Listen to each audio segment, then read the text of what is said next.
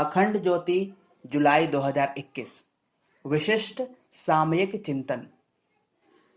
व्यक्तित्व विकास आधारित शिक्षा।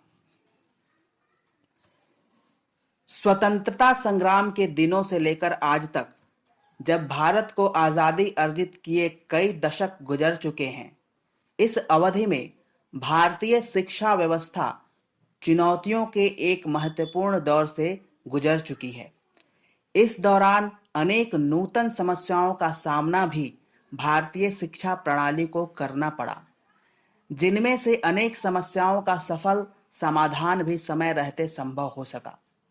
परंतु आज भी न जाने ऐसे कितने आयाम हैं जिन पर भारत के शैक्षिक भविष्य को देखते हुए एक गंभीर चिंतन मनन किए जाने की आवश्यकता है।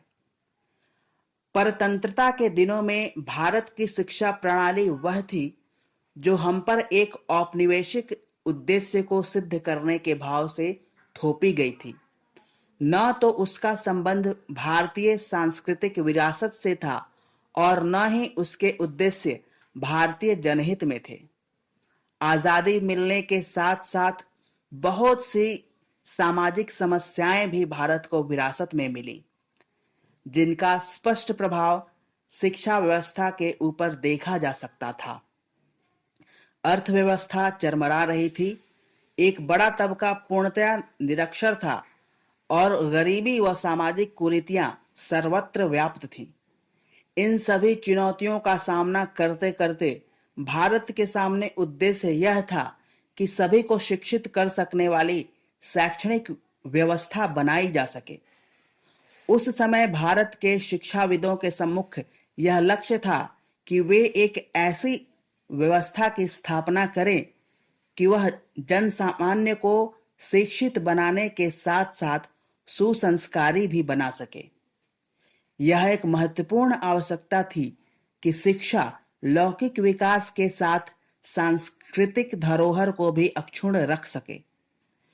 विश्वविद्यालय शिक्षा आयोग, माध्यमिक शिक्षा आयोग, कोठारी आयोग एवं राष्ट्रीय शिक्षा नीति जैसे प्रयासों के माध्यम से एक ऐसी प्रगतिशील शिक्षा व्यवस्था की स्थापना की कोशिश की गई, जिसके माध्यम से एक मजबूत व संस्कारी देश की नींव तैयार हो सके।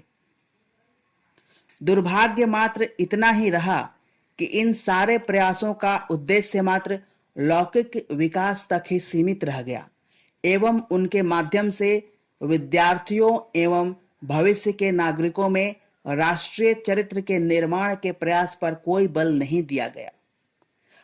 शिक्षा आयोग का संपूर्ण जोर विज्ञान एवं तकनीकी शिक्षा के विकास पर ही था, तो वहीं माध्यमिक शिक्षा आयोग लोकतांत्रिक परिवेश में शिक्षा की भूमिका के महत्व पर ज्यादा बल देता दिखा। यह सत्य है कि इन प्रयासों के माध्यम से कुछ अच्छी सोच भी उभर कर आई।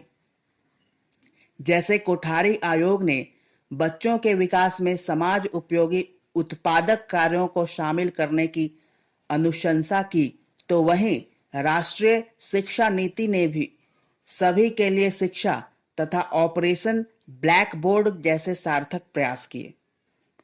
भारत एक विशाल राष्ट्र है एवं इसका सामाजिक परिवेश भी बहुत सी विविधताओं एवं अनेक भाषाओं को अपने में समेटे हुए है और इसलिए बहुत सी योजनाओं के प्रभावों को व्यापक रूप से महसूस करने में वर्षों लग जाते हैं। इन सब के बावजूद बहुत से परिवर्तन ऐसे हैं जिन्हें श्रेष्ठ व अनुपम कहा जा सकता है। भारत की साक्षरता का स्तर पहले की तुलना में कई गुना बेहतर है। रोजगार की संभावनाएं बढ़ रही हैं और धीरे धीरे ही सही, पर भारत के अनेक शैक्षणिक संस्थान विश्व के पटल पर अपनी पहचान बनाते दिख रहे हैं। इन सारे परिवर्तन के मध्य यह हमारे लिए जरूरी होगा कि हम परम पूज्य गुरुदेव द्वारा प्रदत्त शिक्षा व्यवस्था को भारतीय शिक्षा नीति के केंद्र में लेकर आएं। विद्यार्थियों को साक्षरता के अतिरिक्त सार्थकता का पाठ पढ़ाएं, उन्हें शिक्षा के अलावा विद्या का गान सुनाएं, उन्हें अच्छे डॉक्टर इंजीनियर बनाने के साथ साथ अच्छा इंसान भी बनाएं। आजाद भारत में शैक्षिक दृष्टि से हमारी उपलब्धियां प्रशंसा के योग्य कही जा सकती हैं। भारत के चिकित्सक, इंजीनियर, वैज्ञानिक अपनी योग्यता विश्व के प्रतिष्ठित संस्थानों में सिद्ध करवा चुके हैं। तब भी भारत की शैक्षिक दृष्टि कभी मात्र रोजगार परक नहीं रही, बल्कि व्यक्तित्व निर्माण की रही है। अनुशासन, सत्यवादिता, श्रमशीलता, विनम्रता हमारे यहाँ पाठ्यक्रम का अंग भले ही न रहे हों, परंतु विद्यार्जन का अभिन्न अंग रहे हैं।